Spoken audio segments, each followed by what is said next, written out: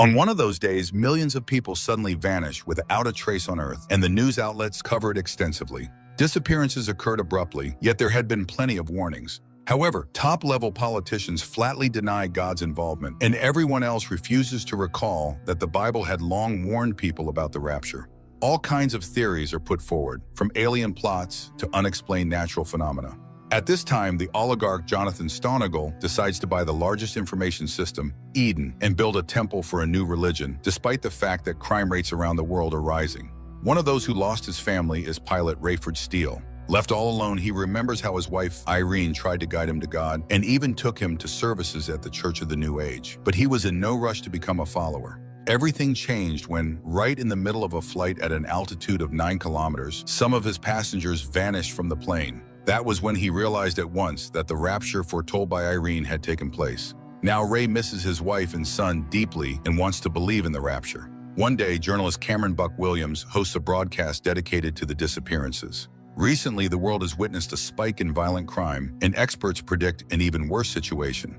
His guest, Dr. Kincaid, is investigating this pandemic of evil and insists that a second wave of disappearances is coming, something that people were warned about by a computer. But as soon as Buck begins asking awkward questions about exactly where the data came from, the broadcast is cut off. At the same time, in his home, Ray admits to his daughter Chloe that he has decided to go back to work. Meanwhile, a furious Buck tries to find out who exactly pulled the plug on his show and goes to see his boss, Steve Plank. On his way, the camera operator stops him and apologizes for what happened, saying he couldn't go against management. Buck reminds Steve that he could simply refuse to allow those who spread fear without attempting to explain its origins onto the show. Many people have lost their loved ones. They need an understanding of what happened, not scare stories. At that moment, Steve's secretary announces an article reporting that Nicolae Carpathia, a former ambassador from Romania, has been appointed the new Secretary General of the UN. But Steve isn't interested. He threatens to cancel Buck's show if Buck doesn't do as he's told. An outraged Buck leaves. Meanwhile, Chloe is remembering her vanished brother, feeling guilty about it. Buck, on the other hand, is watching Nicolae's speech, where he calls on all the world's governments to create a single global state. After that, Buck calls his friend Dirk. Dirk suggests discussing the matter in person, in a secluded spot.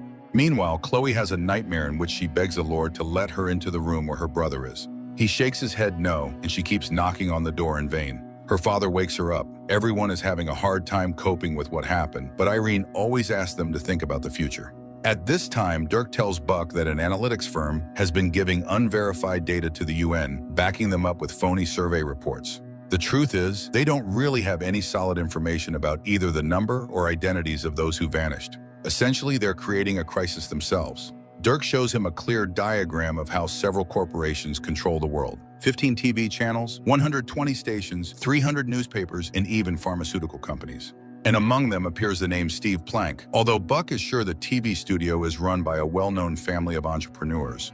Dirk reminds him that no one has ever actually seen this family. Stonegal owns the companies, and for years he's been pushing for a global reset.